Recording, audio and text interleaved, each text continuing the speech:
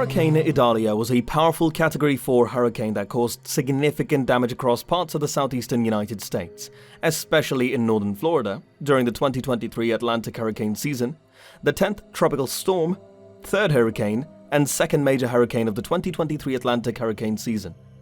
Idalia formed from a low-pressure area that crossed Central America from the eastern Pacific Ocean. Gradual development ensued as it meandered in the western part of the Caribbean Sea. The system was upgraded to a tropical depression on August 26, 2023, and strengthened into a tropical storm a day later, receiving the name Idalia. Oh, crap.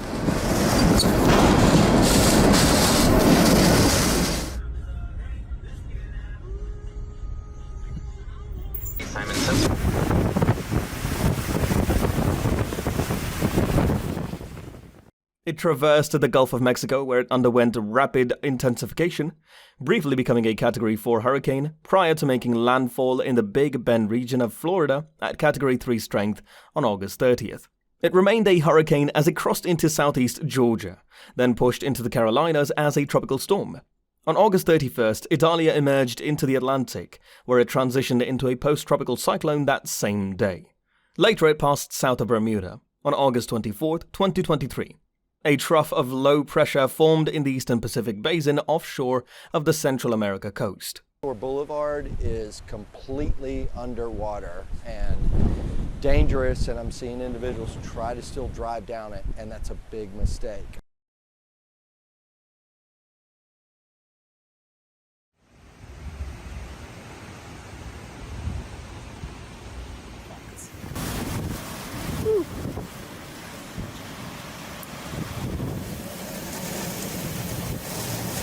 Disturbance crossed over into the Atlantic Basin the following day and began to organize as it moved northward through the western Caribbean Sea. The pace of organization quickened on August 26th, while the disturbance was located near the northeastern Yucatan Peninsula, and at 21 UTC, it was upgraded to Tropical Depression 10.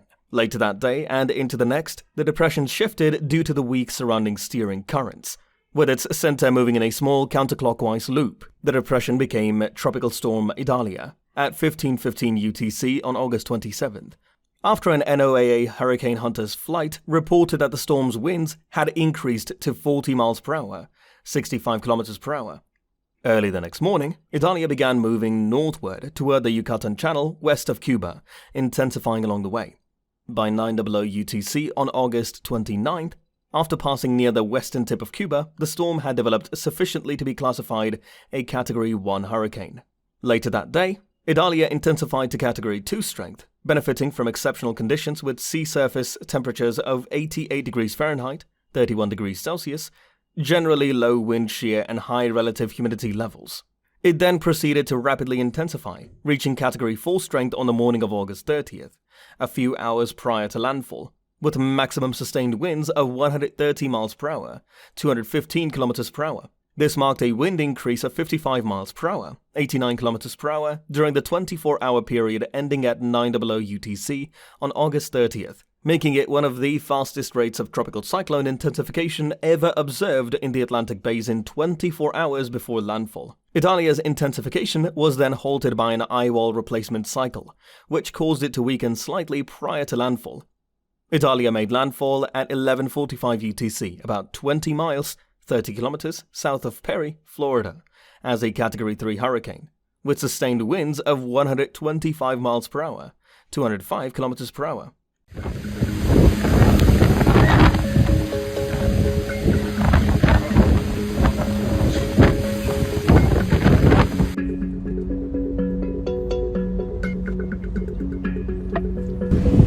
that was quick. Now I gotta get Super this fast. and I left the keys at my Jeep.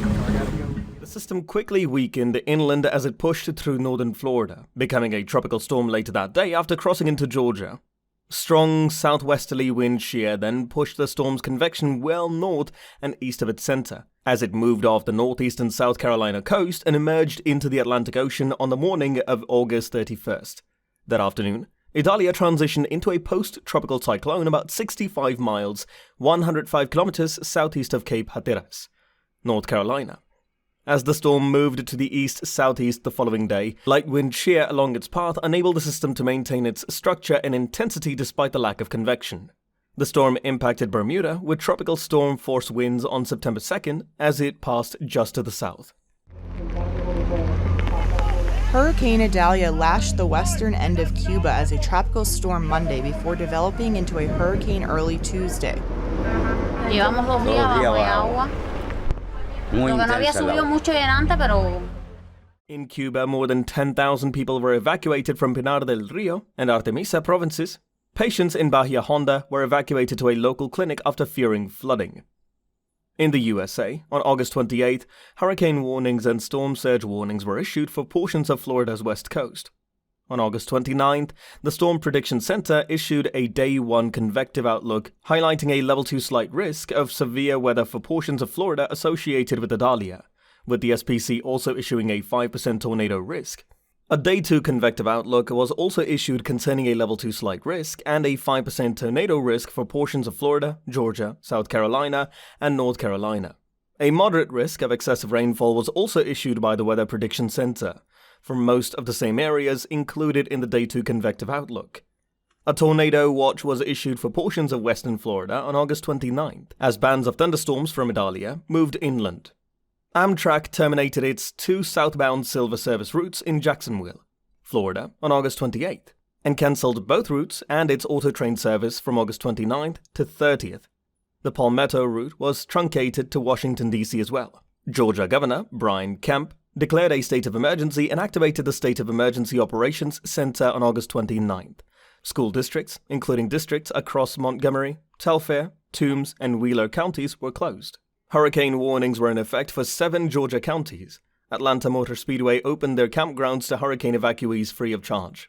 Fall in Florida's Big Bend region, Perry, Florida, the strongest hurricane to strike that part of the state on record, then speeding into Georgia so fast it was still a Cat 1 hurricane. A state of emergency in 4 states up through North Carolina. Right now, there are tornado watches in effect into the night, toppling the canopy of this gas station the storm today, ripping apart this home in Horseshoe Beach, washing it away. As Idalia was nearing landfall on the morning of August 30th, an extreme wind warning was issued for portions of the Gulf Coast of Florida, including Steinhatchee and Perry. Idalia made landfall with sustained winds of 125 miles per hour, 200 kilometers per hour, damaging buildings and infrastructure in Keaton Beach. Water levels near Cedar Key reached a record 6.8 feet, 2.1 meters, and the storm surge water level was at 8.9 feet, 2.7 meters. Tampa Bay and Clearwater experienced over 3 feet, 0.91 meters of storm surge. US 41 bridges in Port Charlotte and Punta Gorda were closed due to flooding. Waves crashed over the neighborhood side of the Howard Franklin Bridge, partially flooding the bridge. 2 men were killed in 2 different accidents while driving in hazardous conditions in Pasco and Alachua counties, respectively. In Hernando Beach, storm surge prevented firefighters from reaching an unoccupied house which caught fire, forcing neighbors to try to contain the fire with garden hose to prevent the fire from spreading. At least 75 people were rescued from flooded areas near St. Petersburg.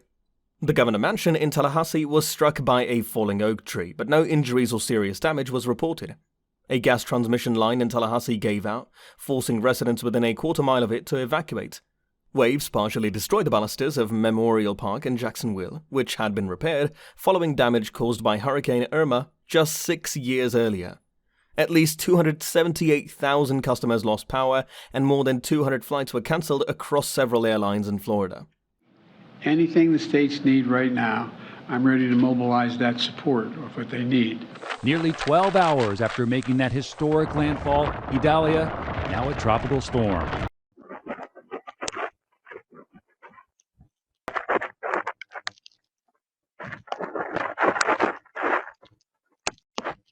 In Georgia, a flash flood emergency was issued for the Valdosta area. Downed power lines closed a portion of I-75 south of Valdosta.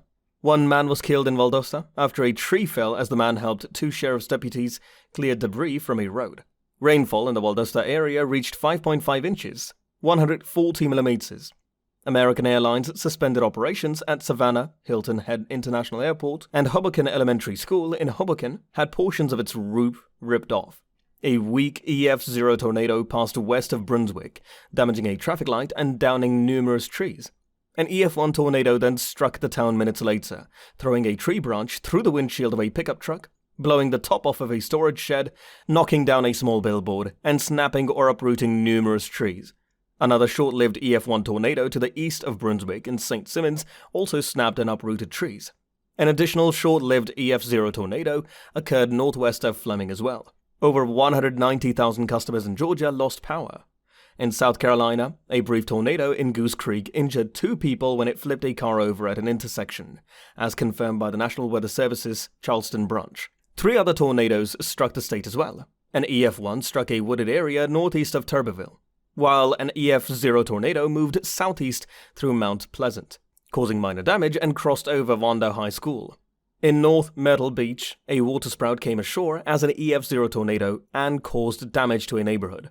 Storm surge breached the Battery, a historical defensive seawall and promenade in Charleston, causing flooding in the downtown. Further south down the coast in Edisto Beach, a dune was also breached by storm surge, causing flooding within the town. 3 tornadoes struck North Carolina. An EF0 tornado damaged a veterinary hospital and 2 other buildings in St. James. An EF1 tornado struck a wooded area in Old Town, while in Myrtle Grove, a watersprout moved ashore and became an EF1 tornado, damaging 2 buildings and causing a tree to fall on an SUV, injuring the driver. On August 31st, 2023, President Joe Biden said that he had spoken to Florida Governor Ron DeSantis and other governors about Idalia, and that he had approved of their requests for disaster and emergency declarations. Thanks so much, Adam. Right now, Tropical Storm Idalia making its way into the Atlantic after blasting through the Carolinas. The storm weakened, but still flooding communities, bringing heavy rain across the region. We want to show you some video from Charleston, South Carolina. Whoa. Area hit with dangerous storm surge. You can just see how the roads turn into rivers as the surf crashed. On August 30th, Governor Ron DeSantis visited Perry and gave a press conference update on the state's response to the storm, where he spoke alongside several state and local officials. President Biden announced that he had directed FEMA Administrator Dean Criswell to fly to Florida and meet with DeSantis, and that up to 1,500 federal personnel, as well as 900 members of the Coast Guard, were being sent to respond to the hurricane's impacts. I have seen some videos. Yes, we have them up on the screen. These floodwaters are dangerous. The water is, for lack of a better term, just not clean and, frankly, not safe. Yeah, that's a good point. We would discourage anyone from operating in that flood water without going through a thorough cleaning afterwards. But, these high tides that come in with these storms, because the storms are coming in stronger, the president alluded to the impact of climate change. On September 2nd, President Biden, First Lady Jill Biden, and FEMA Administrator Deanna Criswell landed at Gainesville Regional Airport before embarking on an aerial tour of affected areas within the state. Biden then visited Suwannee Pineview Elementary School in Live Oak, where he was briefed on the damage caused by the storm. Biden met with residents of Live Oak, as well as Live Oak Mayor Frank Davis and Senator Rick Scott, among other officials. On September 1st, Governor Brian Kemp touted Valdosta with Georgia First Lady Marty Kemp and other state officials to survey damage from Idalia. While in Valdosta, Georgia Emergency Management and Homeland Security Agency Director Chris Stallings announced that the state had requested federal assistance from FEMA for the cleanup efforts within the state. We keep hearing things break and fall, so if you see me turn around quickly, that's what it is. The eye wall is now whipping through South Georgia, and Valdosta, Georgia is under the gun right now. These are some of the worst winds we've seen. And you can see these trees, this one laying on its side. Let me get past this branch. But what it did was, you can look beyond it, the root system pushed up the sidewalk right here, okay?